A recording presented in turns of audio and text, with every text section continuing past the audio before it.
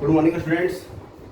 तो याद है पिछले क्लास में हम लोग पढ़े थे इलेक्ट्रिक फील्ड का एंट्री करवाए थे ना, मैग्नेटिक फील्ड के साथ साथ, और उसके कारण उसका कुछ अलग अलग केस देखे थे, जैसे electric field parallel to magnetic field and electric field perpendicular to magnetic field. ठीक है, ठीक है, ऐसा कुछ करवाए थे हम लोग। तो आज हम लोग कुछ और चलेंगे। अब थोड़ा आवाज ठीक जा रहा हूँ आप लोग। देखिए आज एक्चुअली करना क्या है, ऐसे बहुत सारे केसेस आगे हम देखेंगे भी। देखो पहला ये कंडीशन क्या ले रहे हैं,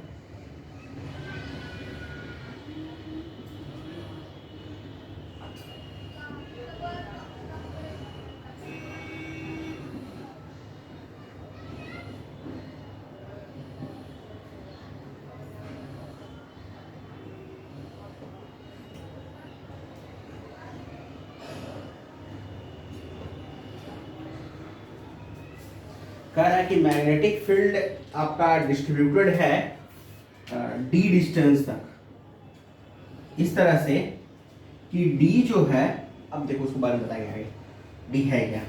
एक्चुअली पहले एक चार्ज पार्टिकल हमने यहाँ पे क्यू लिया और उसको v वेलोसिटी इधर दिया। ऑब्वियस है कि v वेलोसिटी देंगे तो इस पर एक फोर्स लगेगा और आपको फोर्स का डायरेक्शन चेक करना है। तो फोर्स देख रहे होंगे वर्टिकली अपवर्ड लग रहा है ना। चार्ज प्लस क्यू है तो फोर्स इधर ही लग रहा होगा, तो इधर इसका फोर्स लग रहा है, इसका मतलब कि सेंटर इसका इधर कहीं हुआ होगा।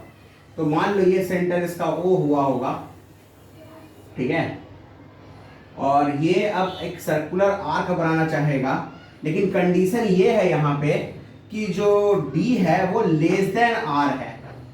d क्या है? लेस देन r है। तो ये जो पार्टिकल है वो यहां से लिबरेट कर लेना चाहेगी बाहर की ओर, ठीक है। अब वही देखना है क्या होगा। मान लेते हैं ये एंगल थीटा है,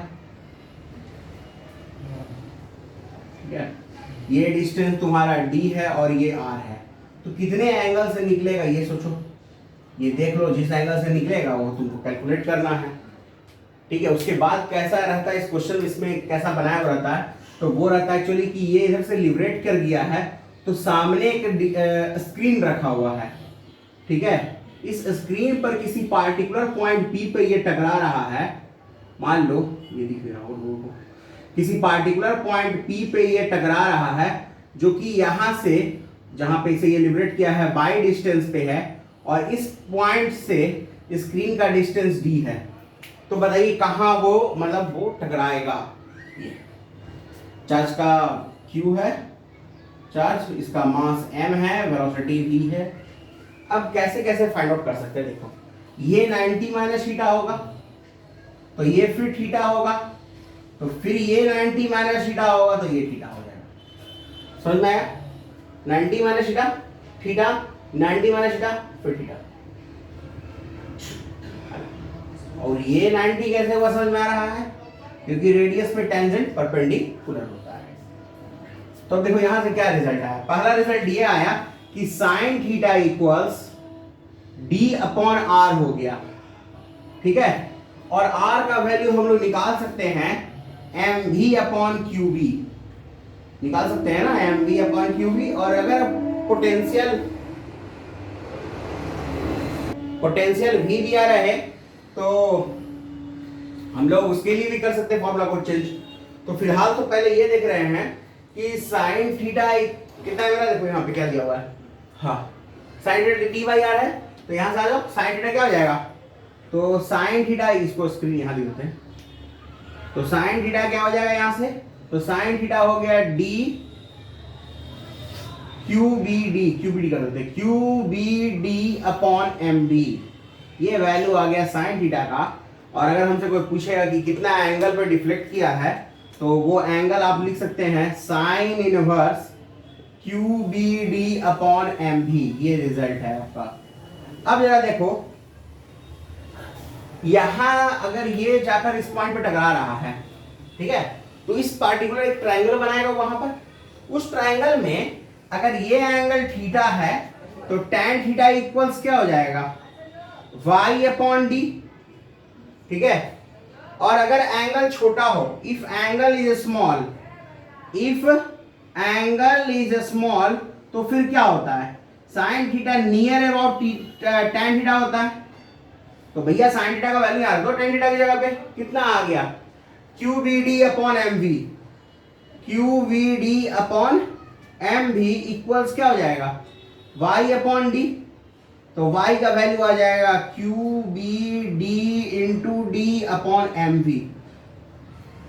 और आप लोगों को मालूम है कि एम वी को क्या लिख सकते हैं, एम वी को क्या लिख सकते हैं, अंडर रूट टू एम के या under root two M Q भी, जो इच्छा है जैसे करना है करो, कोई दिक्कत नहीं है।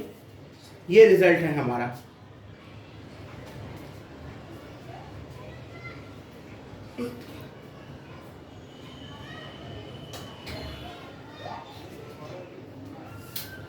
ठीक है, अब देखो,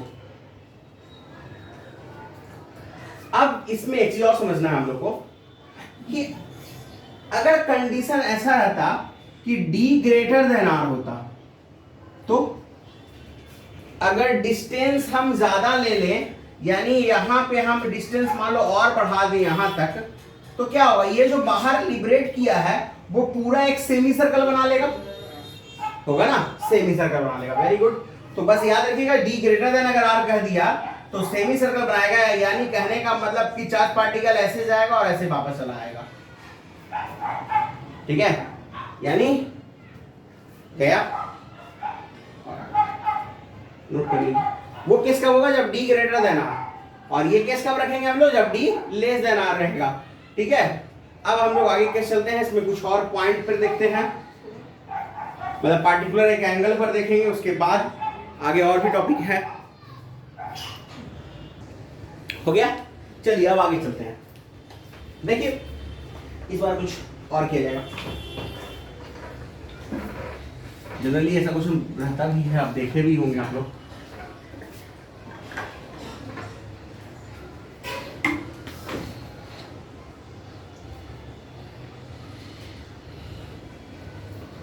देखिए कंडीशन ये है कि मैग्नेटिक फील्ड है, ये मैग्नेटिक फील्ड दिया हुआ है, आप देख रहे हैं, आप लोग ध्यान दीजिए, समझे।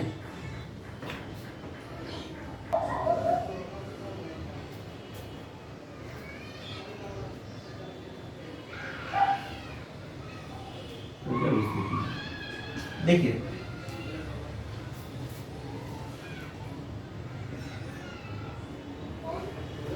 ये मैग्नेटिक फील्ड है, ठीक है, और चार्ज पार्टिकल को यहां रखे हैं और इसको इस तरह से वेलोसिटी दी है v,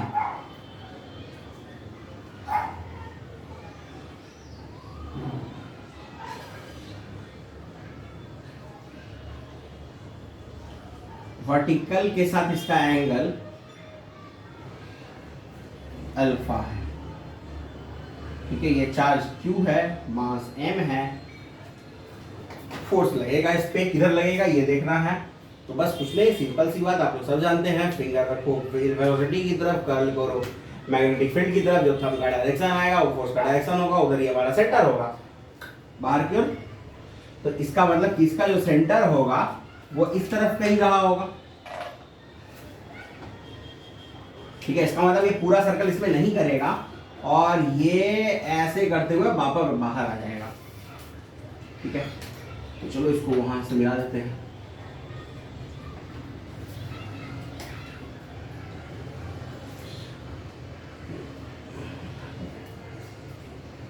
अब ये देखना है यहाँ पे फाइंड आउट क्या करने दे सकता है वो समझिए। सबसे बड़ी बात कि रेडियस तो फाइंड आउट करने देगा नहीं आपको, क्योंकि रेडियस आपके पास एक बेसिक फॉर्मूला है जो फिक्स है, बदलने वाला नहीं है, जिसका वैल्यू है आपका mv upon Q B, mv upon Q B, और ये बदलने वाला नहीं है। ठीक है, क्या अब चेंज हो सकता है? तो देखो ये अल्फा है, तो ऑब्वियस है कि ये भी अल्फा रहा होगा, ये 90 माइनस अल्फा। ठीक है, तो ये आपका अल्फा, तो ये भी अल्फा, दैट इज 2 अल्फा, है ना। और अगर मान लो कभी हॉरिजॉन्टल से एंगल दे दे, कभी कभी ऐसा भी क्वेश्चन दे सकता है कि हॉरिजॉन्टल से एंगल रहेगा मान लो थीटा, तो ये जो यहाँ पे एंगल है, ये एंगल कितना बन रहा है, 2 अल्फा बन रहा है, या हम कह सकते हैं ट्वाइस ऑफ 90 माइनस थीटा बन रहा है, दैट इज 180 माइनस 2 थीटा। देखिए ये एंगल हो गया आप लोग का। इसमें और भी कुछ फाइंड आउट करने दिया जाता है, जैसे कि अगर आपको कहेगा कि एक्चुअली टाइम निकालने भी दे सकता है वो, ठीक है, टाइम निकालने दे सकता है, फिर और क्या दे सकता है, देखिए मान लो ये पॉइंट ए पे इंटर कर रहा है, ठीक है, और मान लो बी पे एग्जिट कर रहा है, तो आपको ए बी में कितना डिस्टेंस ट्रेवल हुआ ये भी पूछ सकता है, मतलब ये ए बी पूछ सकता है आपसे। सारा चीज इजी है। देखिए कैसे, वो पहली बात की ये टी कैसे निकालने देगा, एक्चुअली टी कैसे निकाल सकते हैं, तो हम लोग जानते हैं कि थीटा इक्वल्स होता है ओमेगा इंटू टी, मतलब थीटा मतलब एंगल, एक्चुअली जो यहाँ पे एंगल बना है, यानी 180 माइनस 2 थीटा, यानी 180 माइनस 2 थीटा इक्वल्स हो जाएगा ओमेगा टी, तो टी का वैल्यू कितना हो जाएगा 180 माइनस 2 थीटा अपॉन ओमेगा, और ओमेगा का वैल्यू जो है, ओमेगा का वैल्यू वेलोसिटी पर तो डिपेंड करता नहीं, आप लोग भी जानते हैं, ओमेगा का वैल्यू होता है क्यू अपॉन एम, तो क्यू अपॉन एम यहाँ रख देते हैं, तो क्या हो जाएगा m into 180 minus 2 theta upon Q B. इतना टाइम लगेगा इसको वहां से वहां जाने में, ए से आपको बी जाने में। फिर दूसरा आपसे जो पूछा है ए बी आर्क का वैल्यू, ये भी इजी है, देखिए कैसे ए बी का वैल्यू जो है कैसे कैलकुलेट कर सकते हैं, ठीक, एक्चुअली ये अगर देखा जाए तो मेरा एल है यानी आर्क है, और theta equals L by R होता है, तो एल इक्वल्स हो जाएगा आर थीटा, आर का वैल्यू हम लोग जानते हैं M B upon Q B, M B upon Q B multiplied by 180 minus 2 theta. ये तो फॉर्मूला है, जैसे तो जाते इसको भी फॉर्मूला कर सकते थे, लेकिन इसको ये भी कर लो, और आर का वैल्यू हो गया M B upon Q B. अगर आपको वैसे ही फिर वेलोसिटी को ना देकर पोटेंशियल दे दे, तो आप एम बी की जगह क्या रखिएगा अंडर रूट 2m के ही काइनेटिक एनर्जी के टर्म में, और क्यू भी पोटेंशियल के टर्म में। इसको नोट करिए, फिर एक और देखते हैं इसका केस।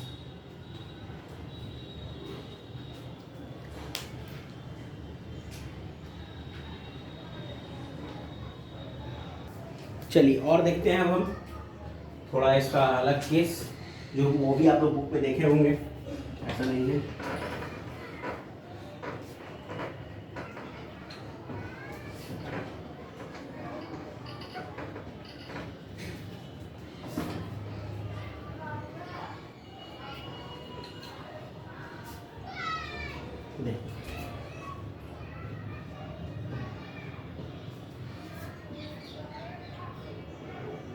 इसको आप लोग पहले एक बार ट्राई करके देखिएगा, क्योंकि ऐसा नहीं कि आप लोगों को पढ़ा हुआ भी है हल्का फुल्का, और आपने इसको देखा भी है पहले से, तो कर सकते हो इसमें भी आप। वही सेम चीज फाइंड आउट करना रहेगा, टाइम, बेसिकली लेंथ और रेडियस, तो क्या फाइंड आउट करना, तो सिंपल चीज है।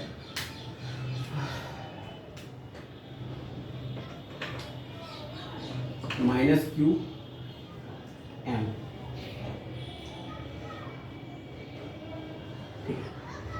और ये वेलोसिटी v से जा रहा है इस बार, फिर चलो इस बार ये एंगल ही दे देते हैं जो थीटा, ठीक है। सेम चीज फाइंड आउट करना है, लेंथ, एंगल और टाइम, ये तीन चीज कैलकुलेट करना है आपको। कितना लेंथ बनाएगा वो, क्या एंगल बनाएगा वो, और टाइम कितना लगेगा, ये तीन चीज बताना है इसके पूरे पाथ का।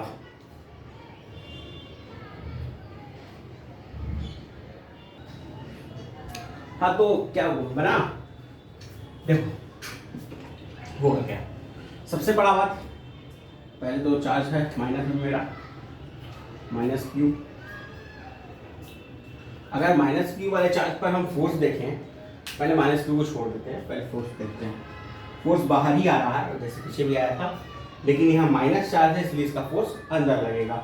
यानी इसका जो सेंटर होगा इसके कर्व का वो कहीं अंदर यहाँ पर होगा किसी पर्टिकुलर पॉइंट में, ठीक है। और ये कर्व कुछ इस तरह से जाएगा, मतलब ऐसे, ठीक है।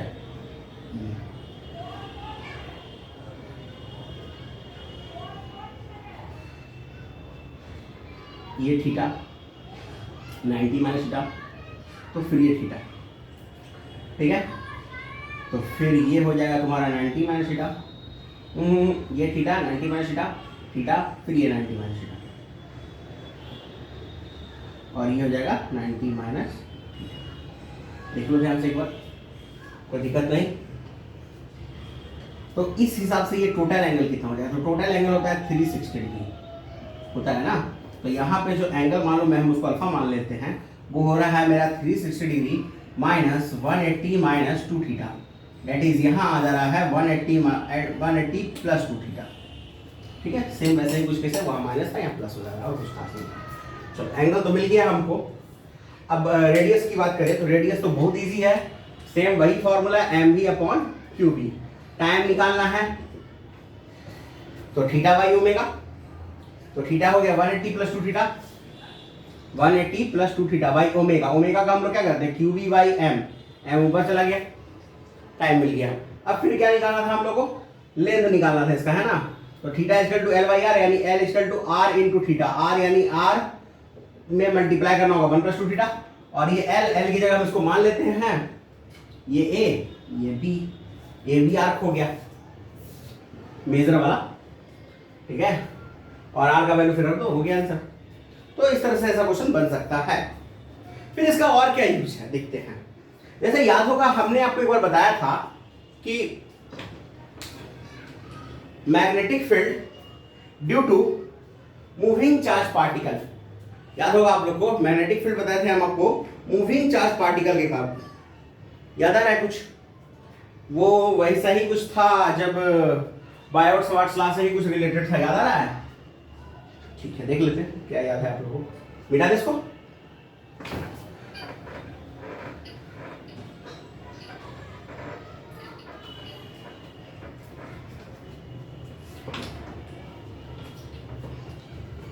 देखिए क्या है, magnetic field due to moving charge particle. इस पे 3-4 क्वेश्चन भी करवाया था हमको, यहां तक याद है।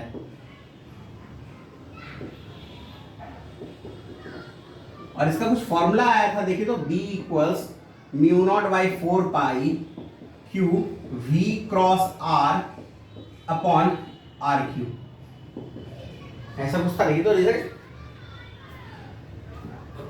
यही था ना, वेरी गुड। अब कह रहा है क्या कि अगर ये चार्ज जो मैग्नेटिक फील्ड प्रोड्यूस कर रहा है, मतलब बता चुके हैं क्या हम? शायद बता दिए हो तो अच्छा बात है, भरोसा नहीं है हमको अपने आप पे इसलिए बता रहे हैं। तो एक्चुअली बात यह है कि अगर हमारे पास एक चार्ज पार्टिकल है Q1 जो v वेलोसिटी से मूव कर रहा है v1 से, और उसके पास एक और चार्ज पार्टिकल रखा हुआ है Q2, वो v2 वेलोसिटी से मूव कर रहा है। ये not perpendicular, it is not perpendicular, ठीक है। करेगा क्या? क्या इसके कारण इस पर फोर्स आएगा? हाँ यार, फोर्स आएगा नहीं आएगा हम नहीं जानते, लेकिन अगर इन दोनों के बीच में कुछ डिस्टेंस है तो इस चार्ज पार्टिकल जो ये मूव कर रहा है उसके कारण यहां फील्ड जरूर आएगा इस फॉर्मूला से, ठीक है। और हम जानते हैं कि अगर कोई चार्ज पार्टिकल किसी मैग्नेटिक फील्ड के अंदर मूव कर रहा होता है तो उस पर एक फोर्स लगता है Q V क्रॉस B। तो इट मीन्स कि फोर्स लगना चाहिए, है ना, फोर्स लगना चाहिए। तो चलो इसके कारण उस पर फील्ड देखते हैं, यानी सेकेंड चार्ज पार्टिकल पे फर्स्ट के कारण फील्ड देखते हैं। सेकेंड चार्ज पार्टिकल पे फर्स्ट के कारण, वैसे ही अगर दोनों मूव कर रहा है तो आप सेकंड के कारण फर्स्ट पे भी देख सकते थे, सेम वही कुछ होता और क्या। तो V21 क्या हो जाएगा? Mu not by 4 pi Q1 V1 cross R upon R cube. और अगर हमको फोर्स निकालना रहेगा तो बहुत इजी है, फोर्स क्या हो जाएगा Q2 into V2 cross B21। तो ये फोर्स किस पे आएगा 2 पे 1 के कारण। वैसे ही 1 पे 2 के कारण निकालते तो उल्टा होता है, देखो कैसे। पहला बात कि 1 पे 2 के कारण फील्ड निकालते हैं, रिजल्ट आता है म्यू नॉट बाय 4 पाई Q2 V2 cross R upon R cube, ठीक है। फिर 1 पे 2 के कारण फोर्स निकालते तो क्या आता है Q1 V1 cross B12 upon R cube, upon R cube नहीं होगा, B12 ही होगा। तो ये फॉर्मूला है, इसको नोट कर लीजिए। इस पे क्वेश्चन देखते हैं।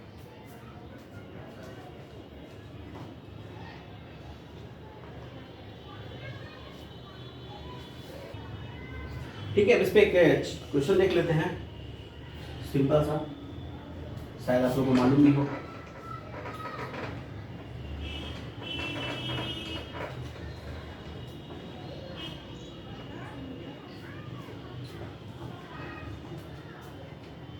देखिए क्या है, मान लो Q1 चार्ज पार्टिकल है जो V1 वेलोसिटी से मूव कर रहा है, Q2 चार्ज पार्टिकल है जो V2 वेलोसिटी से मूव कर रहा है, R डिस्टेंस पे है।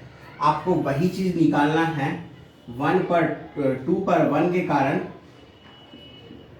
और 1 पर 2 के कारण फोर्स। ट्राई कीजिए सॉल्व करने का।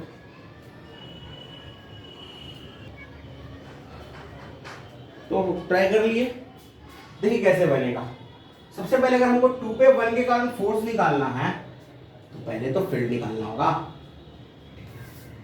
तो फील्ड का फॉर्मूला अभी जस्ट लिखे थे, B equals mu not by 4 pi Q V cross R upon R, यानी V और R के बीच का एंगल भी देखना होगा। और डायरेक्शन फील्ड का कैसे निकलेगा V क्रॉस R से, यानी फिंगर्स रखेंगे V की तरफ और R की तरफ हम लोग क्या करेंगे curl, then the thumb will express the direction of magnetic field. चलो ठीक है, पहला बात कि यहाँ एंगल 90 डिग्री है तो V क्रॉस R तो VR हो जाएगा। यानी कहने का मतलब कि इस वाले क्वेश्चन की अगर हम बात करें तो जो मेरा B21 आएगा, जो मेरा B21 आएगा वो क्या आएगा, वो आएगा म्यू नॉट बटा 4 पाई into QVR upon R cube, यानी R square, QV upon R square. ये रिजल्ट आना है, लेकिन डायरेक्शन क्या होगा। चलो हम अंदर की तरफ जा रहे हैं, यानी जो यहां फील्ड आएगा B21 का डायरेक्शन वो इनवर्ड होगा, ठीक है। अब फोर्स निकालना बहुत इजी है। फोर्स का फॉर्मूला था F21 के लिए क्या होता, Q2, चार्ज तो Q2 ही है, V2 क्रॉस B21, इन दोनों का क्रॉस प्रोडक्ट लेना है। देखते हैं एंगल कितना डिग्री है। एंगल अभी भी 90 डिग्री है क्योंकि ये इनवर्ड द प्लेन है और ये प्लेन के ऊपर कोई क्लाइन है। ऑब्वियस है कि कुछ भी सोचना नहीं है, एंगल 90 डिग्री ही होगा। इस तरह से अंदर है प्लेन में, ये 90 डिग्री ही है। डायरेक्शन निकालना है, V की तरफ फिंगर रखो, B की तरफ कर्ल करो, थंब का डायरेक्शन, फोर्स का डायरेक्शन बताएगा डाउनवर्ड।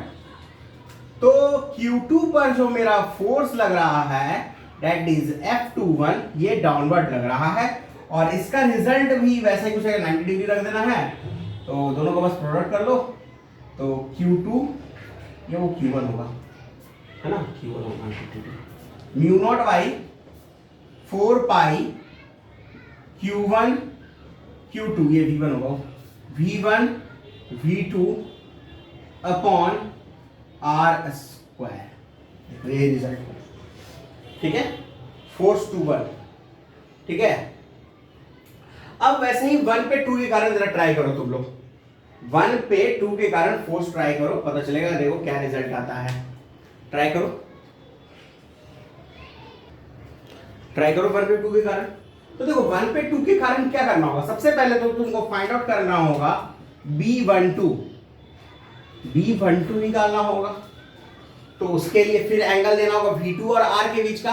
तो अगर तुम ध्यान से देखो तो V2 और R एक ही लाइन पे है, दैट इज थीटा 0 डिग्री, यानी V2 कह सकते हो पैरेलल है R के, है ना। तो थीटा 0 डिग्री मतलब B12 0, तो फोर्स 12 0।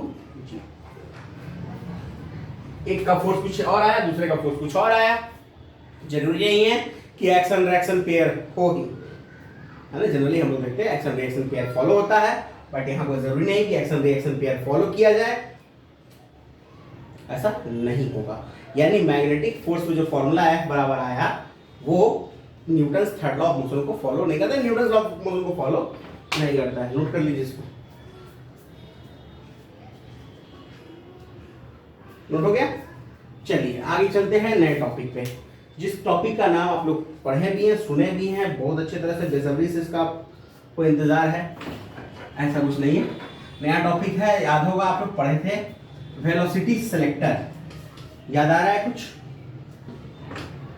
वेलोसिटी सेलेक्टर क्या एक डिवाइस है जो एक पार्टिकुलर चार्ज पार्टिकल को लीनियर पाथ में मूव करवाता है डिस्पाइट ऑफ इलेक्ट्रोमैग्नेटिक फील्ड। मतलब इलेक्ट्रोमैग्नेटिक फील्ड रहने के बावजूद भी अगर चार्ज पार्टिकल मूव कर रहा है स्ट्रेट लाइन, तो कुछ तो बात है। देखो क्या है,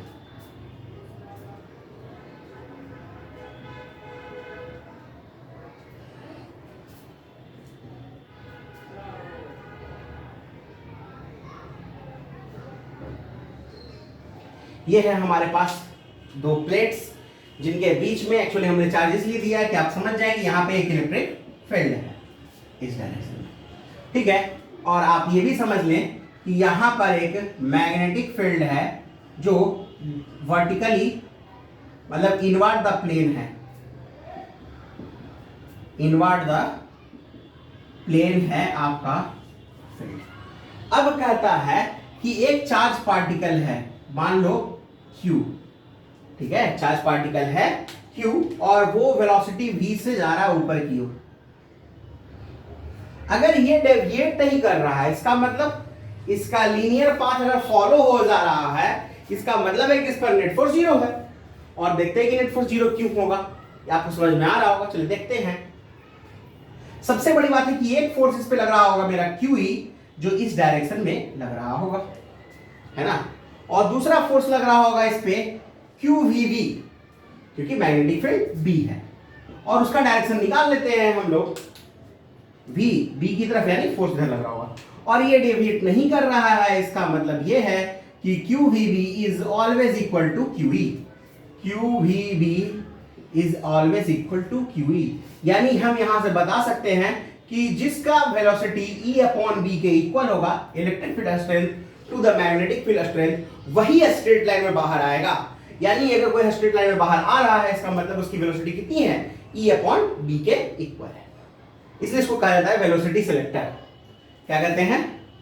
वेलोसिटी सेलेक्टर। एक्चुअली ये वेलोसिटी आप सेलेक्ट कर सकते हो क्योंकि आपको E और B मालूम है, ये आपने अपने अंदर मतलब जनरेट किया है, आपने खुद उस पर लगाया हुआ है, एक्सपेरिमेंटल सेटअप किया हुआ है, तो इसका मतलब आपको E और B मालूम है। और अगर E और B मालूम है तो you can find V from this formula, अगर वो लीनियर पाथ को फॉलो करते हुए बाहर आ गया तो, ठीक है। और देखिए एक चीज और हम लोग पढ़े थे क्या, कि लॉरेंस फोर्स का फॉर्मूला होता है QE plus QV cross B, ऐसा हम लोग पढ़े हैं। और यहां हम देख रहे हैं कि नेट फोर्स 0 है, इसका मतलब कि ये 0 इक्वल्स क्या हो जाएगा, QE plus QV cross B, है ना। तो QE minus of QV cross B, यानी V क्रॉस B के अपोजिट जस्ट आपका इलेक्ट्रिक फील्ड लगना चाहिए, और वो हम यहाँ देख भी रहे हैं, V क्रॉस B के जस्ट अपोजिट इलेक्ट्रिक फील्ड लग रहा है। लेकिन एक चीज और देखिए, क्या इलेक्ट्रिक फील्ड मैग्नेटिक फील्ड पे परपेंडिकुलर है? एग्जैक्टली। क्या वेलोसिटी मैग्नेटिक फील्ड पे परपेंडिकुलर है? एग्जैक्टली। वही चीज तो यहां से आया। आपको याद रखना होगा कि वेलोसिटी सेलेक्टर तब वर्क करेगा जिसमें मतलब मेरा वो 0 हो रहा हो। Electric field must be perpendicular to magnetic field, velocity must be perpendicular to magnetic field, और वेलोसिटी का इलेक्ट्रिक फील्ड से कोई रिलेशन रहे ना रहे, मतलब ये दो केस तो हर हाल में होना चाहिए। मतलब वेलोसिटी का मैग्नेटिक फील्ड से, इलेक्ट्रिक फील्ड से नहीं, मैग्नेटिक फील्ड से कोई रिलेशन रहे ना रहे, लेकिन ये कंडीशन फिक्स होगा क्योंकि E जो है वो परपेंडिकुलर B पे है और B पे है। भी और बी में क्या एंगल, इसकी कोई गारंटी नहीं है, नोट करिए इसको। ये है आपका वेलोसिटी सिलेक्टर।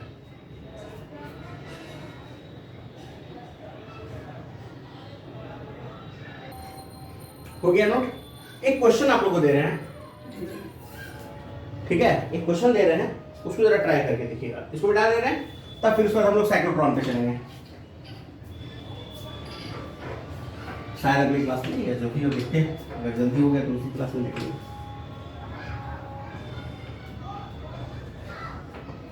शायद अगली क्लास में। देखिए कह रहा है क्या, motion of charge particle inside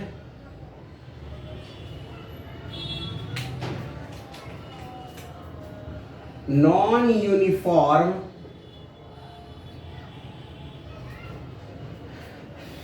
magnetic field.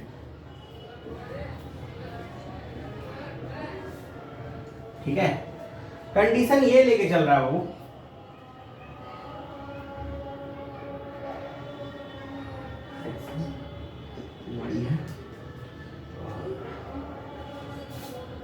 Origin है। कह रहा है क्या, देखिए कह क्या रहा है, पहले वो समझो। कह रहा है कि वेलोसिटी जो है वो v नॉट आई कैप दिया हुआ है, मैग्नेटिक फील्ड दिया हुआ है v not x k cap. ठीक है, वेलोसिटी दिया है v not I cap, magnetic field दिया है v not x cap, x का मतलब वेरिएबल है।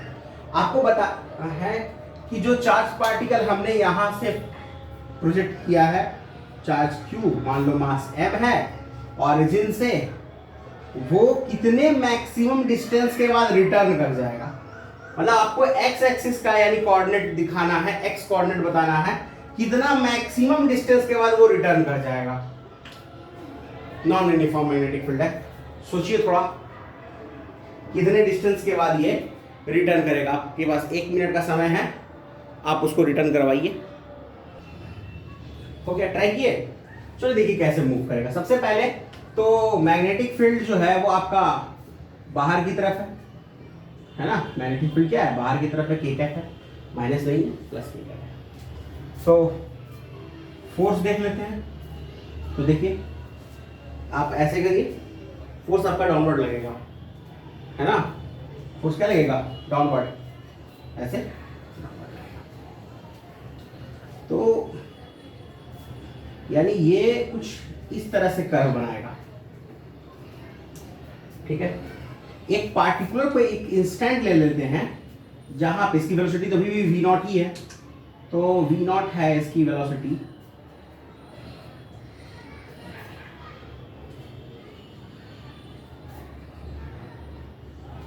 मान लो ये एंगल जैसे इसने थीटा बनाया है, तो ये हो जाएगा v नॉट इसका कॉस थीटा, और इधर इसकी वेलोसिटी हो जाएगी v नॉट साइन। फोर्स किधर लगेगा, तो क्या कहते हैं, देखिए अगर इसको हम बाहर की ओर कर्ल करें इधर से, तो फोर्स इस तरफ लगेगा। तो इसका यानी जो सेंटर होगा कुछ इस तरफ होगा, वैसे भी यहाँ पे से देख सकते हैं सेंटर इधर होगा, और जो फोर्स लग रहा होगा F, वो Q V नॉट B। ये एंगल थीटा, ये 90 माइनस थीटा, तो ये फिर थीटा। तो दो कंपोनेंट बनेगा, इस तरफ बनेगा Q V not B sine theta, और इस तरफ जो फोर्स आएगा वो हो जाएगा Q V not B cos theta. यानी कहने का मतलब कि हमारा AX आएगा Q V not B sine theta I cap minus B, और AY आएगा minus Q V not B cos theta J cap. अब रहा बात कि हम क्यों ऐसा कर रहे हैं। देखो सबसे बड़ा बात कि अगर मान लो हमसे पूछा क्या है कि मैं motion of the charge particle, हमसे हम आपसे क्वेश्चन बोले थे क्या कि कितने देर में वो रिटर्न वापस आ जाएगा।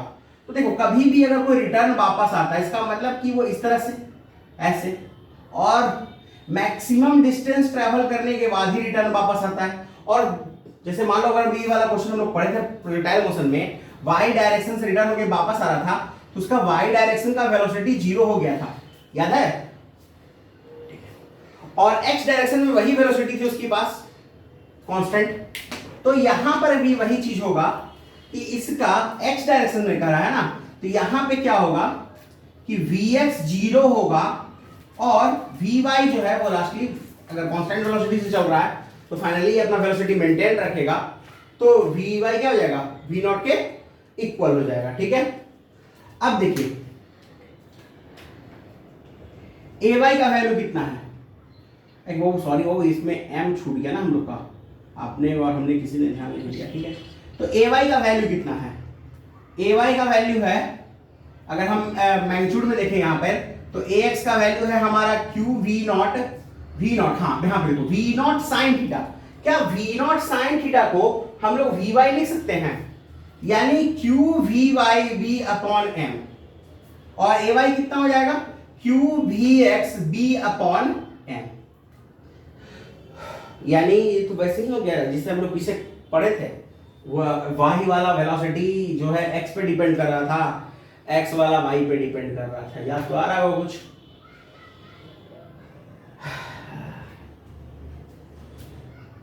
क्या किया जाए, चलो देखते हैं। तो vy की जगह कितना रखना होगा हमको, v नॉट रखेंगे, और vx की जगह 0, तो vx की जगह तो 0 है तो नहीं रखेंगे, vy का वैल्यू यहाँ v नॉट रख सकते हैं हम लोग। ठीक है, पहले उसके लिए ax लिख लेते हैं। ax क्या कहलाता है, पहले ay कर लेते हैं, चलो ay करते हैं। ay कितना कहलाता है, q into vx b upon m। अब सवाल उठता है कि हमने ऐसा क्यों किया, वैसे भी कर सकते थे, इससे भी कर सकते थे, हम एक चीज सोचे अपने मन में, पहले देखो रीजन है, दोनों से कर सकते थे। vx upon b upon m, हमको x का वैल्यू कहा है, क्या हम vx को dx अपॉन dt कर सकते हैं? ठीक है, इनिशियली आपका क्या कहते हैं, वो एक चीज सॉरी छूट गया था, इनिशियली आपका चार्ज पार्टिकल रेस्ट में था, इनिशियली इस पॉइंट पे ओरिजिन पे, जैसे हम लोग इसके पहले भी किए थे। हाँ ठीक है, vx को क्या लिख सकते हैं, dx अपॉन dt। ay को क्या लिख सकते हैं, dvy upon dt, dt dt cancel हो जाएगा। x का वैल्यू 0 से लेके जहां तक जा सके वो मेरा x का मैक्सिमम वैल्यू मिलेगा, vy का वैल्यू मेरा v नॉट तक पहुंच रहा है, ये याद रखें। चलिए ठीक है, तो इसलिए की और कुछ बात नहीं है, q b upon m into dx upon dt, dt से dt कैंसिल, तो रिजल्ट क्या हो जाएगा, dvy इक्वल्स q, b का वैल्यू जो हमारे पास है वो रख दो, b not x into dx, यही है ना, हाँ b not x into dx। अब इंटीग्रेट कर लो, तो dvy का इंटीग्रेट होगा 0 से लेकर v नॉट तक, यानी और इधर हो जाएगा q b not, x dx का इंटीग्रेट हो जाएगा, मान लो 0 से शुरू हुआ है x नॉट तक गया है, x नॉट उसका फाइनल कोऑर्डिनेट है, तो ये रिजल्ट कितना हो जाएगा मेरा, अगर तुम इसको ध्यान से देखो तो ये vy आएगा, और vy का लिमिट होगा 0 से लेके v नॉट तक, और ये q b नॉट इसका लिमिट आएगा x स्क्वायर अपॉन 2 0 से लेके x नॉट तक, ये हो जाएगा v not q b not x not का x स्क्वायर अपॉन 2, तो इसको हम यहां लिख दे रहे हो। ठीक है, तो रिजल्ट क्या आ गया, तो x नॉट कितना हो गया, कुछ छूटा है क्या, हाँ कुछ छूटा है, m छूटा है, m छूटा है, m यहां था,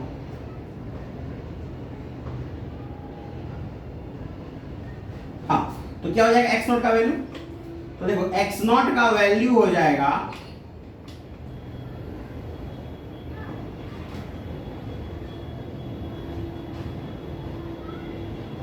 under root 2mv not upon Q B not, ये रिजल्ट हो गया, नोट कर लीजिए। तो ये केस था हमारा वेरिएबल वेरिएबल मैग्नेटिक फील्ड का,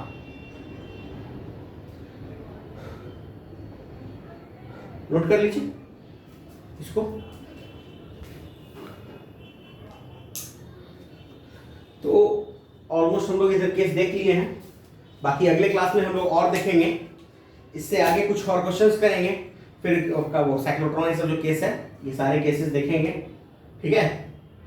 तब तक के लिए पढ़ते रहें, घर पे रहें, बाहर ना निकलें, स्टे होम, स्टे सेफ।